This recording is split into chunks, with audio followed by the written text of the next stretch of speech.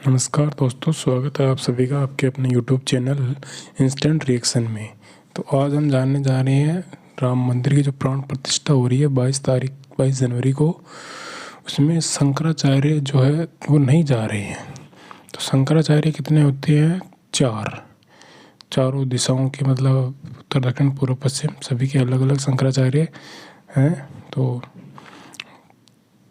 कांग्रेस तो इसमें पहले ही नहीं जा रही है कि भाई ये बीजेपी और आरएसएस का पॉलिटिकल एजेंडा है, इसलिए हम इसमें नहीं जा रहे हैं।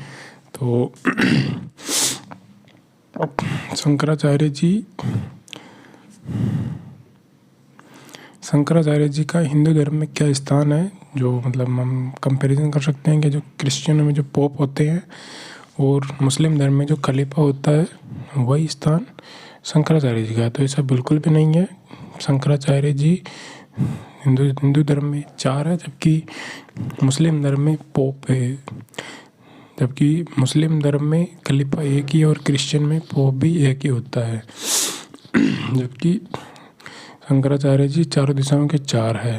तो शंकराचार्य की इनकी पद की शुरुआत कहाँ से हुई? तो वैदिक काल में जैसे 4 वर्ण थे हमारे, ब्राह्मण, क्षत्रिय, वैश्य और शूद्र। तो वैदिक काल में तो ये कर्म के हिसाब से थे, मतलब जो जैसा कर्म करता था, जैसे कोई वेदों का पाठ कर रहा था वो ब्राह्मण हो गया, और कोई रक्षा कर रहा है किसी की तो वो सेना में चला गया, खेती कर रहा था वो शूद्र हो गया, और कोई व्यापार कर रहा था वो वैश्य हो गया। तो वैदिक काल में एक कर्म आधारित थी।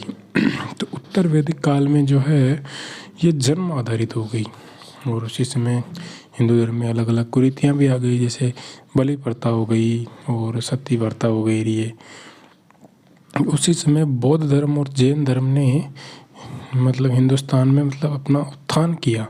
तो हिंदू धर्म में उस समय डिक्लाइन हुआ, उस समय मतलब हिंदू धर्म में कमी आई। तो उसी समय आदि शंकराचार्य जी जो है उनका जन्म हुआ था 507 ईसा पूर्व में, केरल के एर्नाकुलम के कालकी नामक ग्राम में उनका जन्म हुआ था। उनके पिताजी जो है शिवगुरु थे और माता जी आर्यम्बा थी। उन्होंने 8 वर्ष की उम्र में संन्यास ले लिया परम पूज्यपाद गोविंद भगवत पाद से। तो उसी समय भारत में जो विदेशी आक्रमण हुए थे उनकी वजह से जो धर्म की हानि हुई थी उसको उन्होंने वापस से रीबिल्ड करने का प्रयास किया। इन्होंने शंकराचार्य जी ने शास्त्रार्थ में मंडन मिश्र को भी पराजित किया। शंकराचार्य जी टोटल 32 वर्ष तक जीवित रही। तो उन्होंने भारत में भ्रमण करके हिंदू धर्म का प्रचार प्रसार किया, और इन्होंने भारत में 4 मठों, धार्मिक केंद्रों में 4 मठों की स्थापना की। इनकी जो माताजी थी वो पानी लेने के लिए, ऐसी कहानी प्रचलित है कि इनकी माताजी पानी लेने के लिए पूर्णा नदी में जाती थी, जो कि बहुत दूर थी इनके घर से। तो इन्होंने देवी माँ से प्रार्थना की कि ये नदी हमारे घर की तरफ से बहे। तो देवी माँ ने नदी का रुख मोड़ दिया था, तो नदी इनके घर की तरफ से बहने लग गई थी। फिर एक बार की बात है कि ये भिक्षा से अपना गुजारा करते थे, इन्होंने संन्यास ले लिया था। तो इन्होंने गरीब परिवार से मतलब भिक्षा लेने गए थे। तो उसी समय वो गरीब घर से एक औरत आई, उन्होंने उस औरत ने इनको एक आंवला दिया और कहा कि हम बहुत गरीब है, हमारे घर में कुछ भी नहीं है। तो इन्होंने उसी समय लक्ष्मी मैया से प्रार्थना की कि इनकी गरीबी दूर करो। तो उनके घर में सोने के आंवलों की जो है वर्षा हुई थी। तो आदि शंकराचार्य जी ने 4 मठों की स्थापना की थी। पहला है गोवर्धन पीठ, यह पूरी उड़ीसा में है। दूसरा है श्रृंगेरी पीठ, जो श्रृंगेरी कर्नाटक में है। तीसरा है द्वारका पीठ, जो कि द्वारका गुजरात में है। चौथा है बद्रीनाथ मठ, जो कि उत्तराखंड में है। बाद में आगे चलकर इनके जो शिष्य हुए वही शंकराचार्य बने। तो शंकराचार्य बनने का प्रोसेस क्या है, इसके लिए बहुत कठिन तपस्या होती है। पहले तो भाई लड़का सन्यासी होना चाहिए, ब्राह्मण होना चाहिए, जिसने गृहस्थ जीवन का त्याग किया हो, मुंडन करवाया हो, जिसने पूर्वजों का श्राद्ध कराया हो और अपना खुद का पिंडदान किया हो, गेरुआ वस्त्र धारण करता हो, रुद्राक्ष की माला धारण करता हो, दंड धारण करता हो, मतलब इंद्रियों को जिसने जीत लिया हो, तर्कशास्त्र में निपुण हो, 4 वेदों और 6 वेदांगों का ज्ञाता हो, और उसके बाद काशी विद्वत परिषद की मोहर लगी हो। भाई काशी विद्वत परिषद ने बोल दिया हो भाई ये शंकराचार्य बन सकता है तो वो शंकराचार्य बनेगा। तो एक शंकराचार्य जी जो है स्वामी निश्चलानंद सरस्वती जी, ये कहाँ के हैं? गोवर्धन मठ उड़ीसा के। ये कह रहे हैं कि भाई रामलला की प्राण प्रतिष्ठा में शास्त्रीय विधा का पालन नहीं हुआ है। तो कैसे कि मंदिर अधूरा है, उसकी प्राण प्रतिष्ठा नहीं हो सकती। मंदिर को पहले पूरा करो, बाद में उसकी प्राण प्रतिष्ठा आप जो है करें। तो ये मतलब भगवान जगन्नाथ के मंदिर से संबंधित है उड़ीसा में, और इनके अंतर्गत बिहार की राजमुंद्री व उड़ीसा से अरुणाचल तक का क्षेत्र जो है इनके अंतर्गत आता है। और इनके नाम के पीछे अरण्य लगता है, मतलब जहाँ जो भी इसे यहाँ से संन्यास लेते हैं उन सन्यासियों के नाम के पीछे अरण्य लगता है। और इस मठ का वहाँ वाक्य है प्रज्ञान ब्रह्मा। इस मठ में मतलब ऋग्वेद को प्रमुख रखा गया है। इसके पहले मठाधीश थे आदि शंकराचार्य और उनके शिष्य थे पद्मपाद, पहले शिष्य जो आगे चलकर इस मठ के शंकराचार्य बने। और ये स्वामी निश्चलानंद सरस्वती जी है जो करपात्री महाराज के शिष्य थे।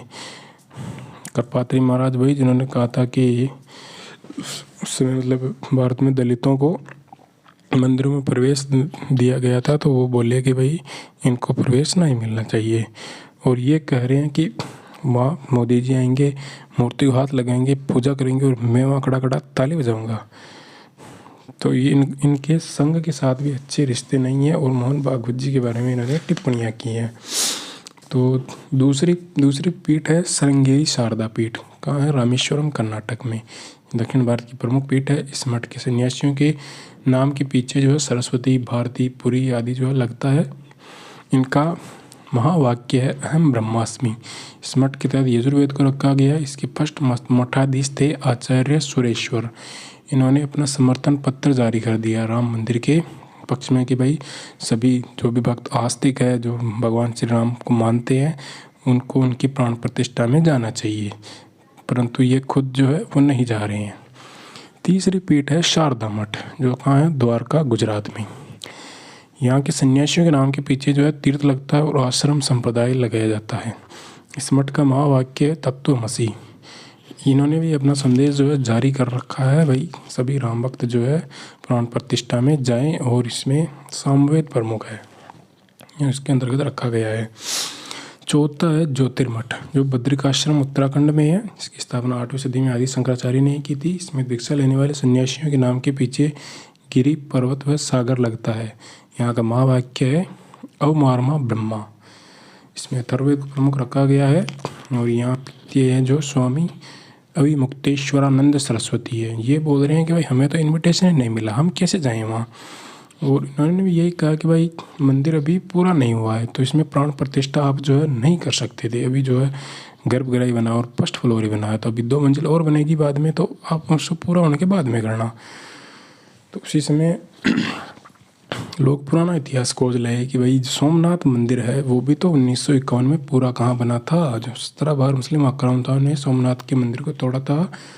1951 में राष्ट्रपति श्रीमान राजेंद्र प्रसाद जी ने उसमें अधूरे मंदिर का शिलान्यास किया था। ये मंदिर 1956 में पूर्ण हुआ था।